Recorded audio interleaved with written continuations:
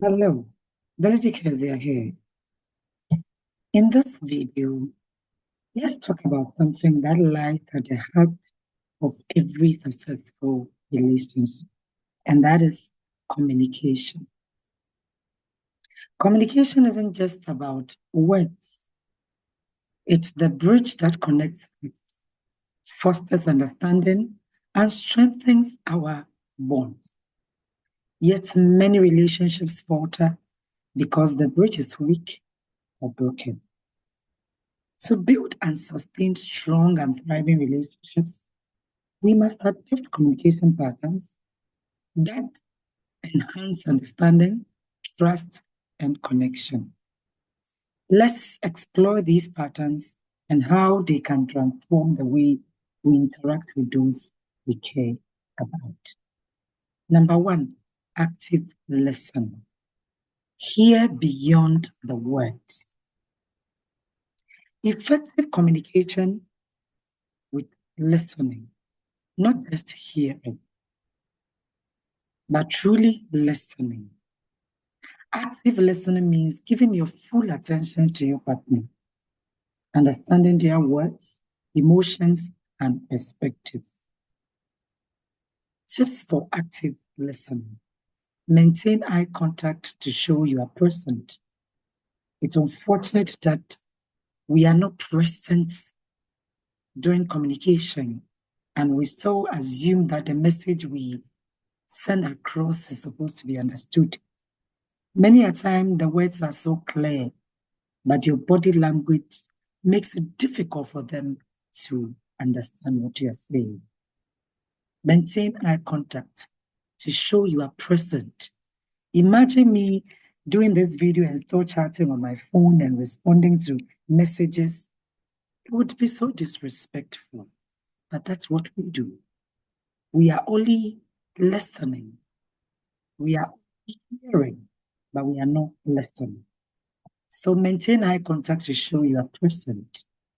Avoid interrupting or planning your response while they speak. Some people only listen so they can judge. They will not listen to even the end of what you say. The moment you trigger something in them, they are just thinking of the response they give to you. So many a time, even the question they will ask was the ending of your what you're sharing. But because they didn't pay attention to that part, they never got the full meaning of what you said.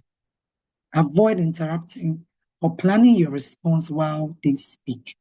Listen to everything. Even if you know they're lying, still listen to them and listen to the whole thing. Summarize or reflect back what they've said to confirm understanding. So communication is a cycle. I speak, you listen, you give me a feedback for me to know you understood it, just like the way I shared. But many a time, we only throw instructions at people and assume they are supposed to run with what we intend to share. When you listen actively, you validate your partner's feelings and create a safe space for honest expression. Number two, use I statements to express yourself. Frame your thought around your feeling rather than blaming or accusing, which helps reduce defensiveness. Conflict often arises when we blame or accuse, using phrases like you always, or you never, or you never. Instead, shift to I statements to express how you feel without attacking the other person. Example, instead of saying, you never spend time with me, you can try saying, I feel lonely when you don't spend quality time with me.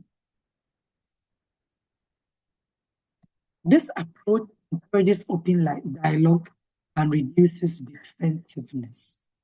Number three, be clear and specific. Ambiguity is the enemy of understanding. When communicating, be clear and specific about your needs, feelings, and expectations.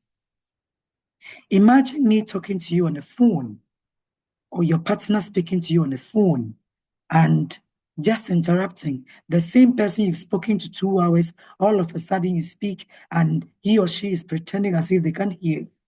They disconnect the call, you don't hear from them again until the next day. How would you feel? Wouldn't you assume that they intentionally disconnected the call? It wasn't even network glitches? Yes.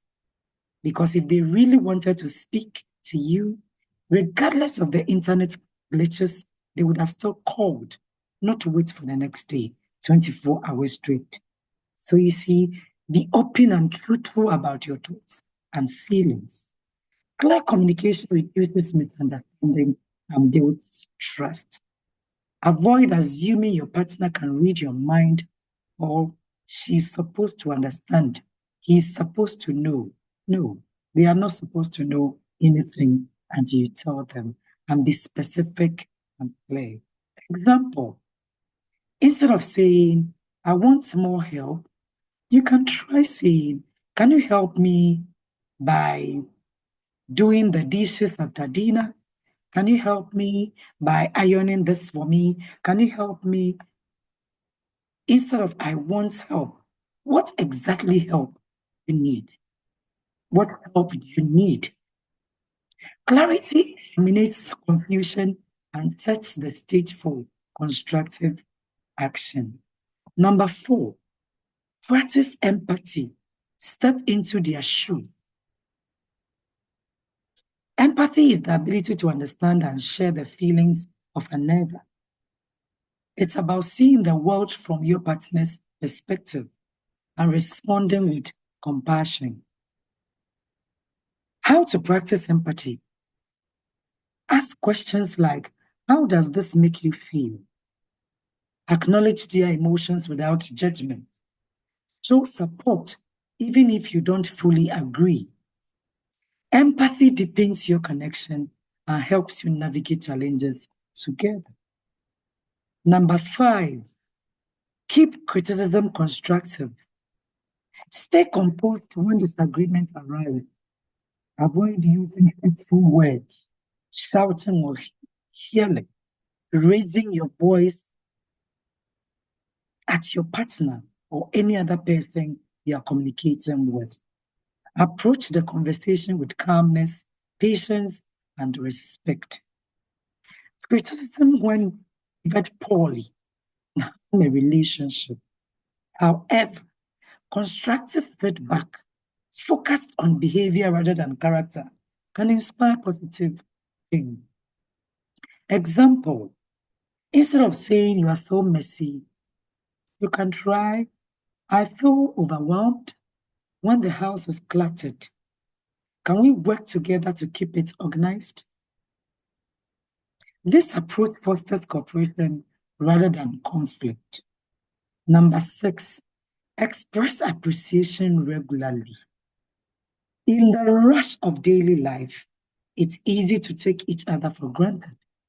Make it a habit to express gratitude and appreciation for your partner's efforts, no matter how small. Simple acts of appreciation can be saying thank you for doing that. It means a lot to me. Leave a thoughtful note or send a kind text. Appreciation reinforces positivity and strengthens your bond. Number 7, embrace nonverbal communication and pay attention to number 7. Body language, tone, and facial expression will all play roles in how your message is received. Be mindful of your nonverbal cues. Always remember these 3 V's when it comes to communicating. Verbal, vocal, and visual. I call them the 3 V's. Your words, your body language, and your tone. Words are powerful, but nonverbal cues like body language, tone of voice, and facial expressions speak volumes. Ensure your nonverbal signals align with your message, because it's not just about the words, but the way you say them equally matters. Tips for nonverbal alignment. Maintain an open posture to show you are approachable. Use a warm tone of voice to convey kindness. Offer comforting gestures like a hug or a smile when appropriate. Nonverbal communication often conveys emotions more effectively than words. Number 8, create regular check-in.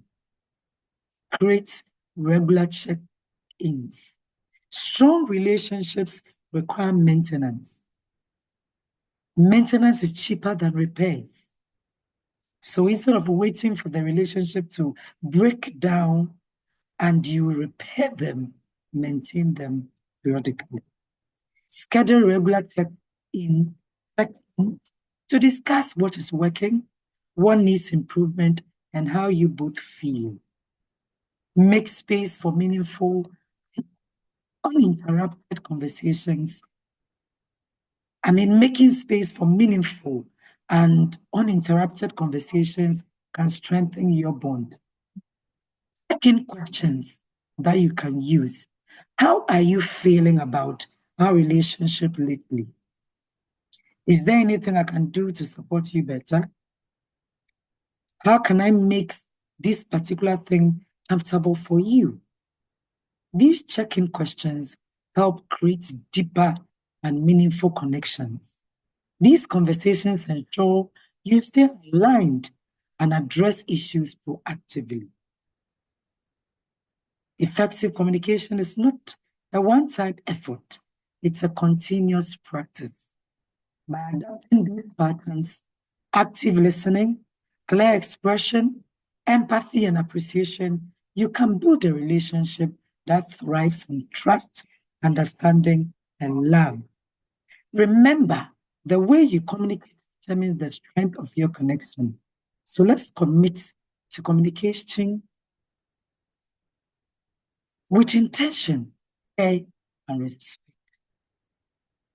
Let's commit to communicating with intention, care, and respect.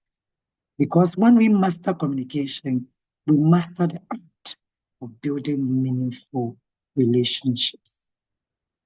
Until I come your way again, watch another video from my channel to understand how we are able or will be able to build deeper and meaningful relationships.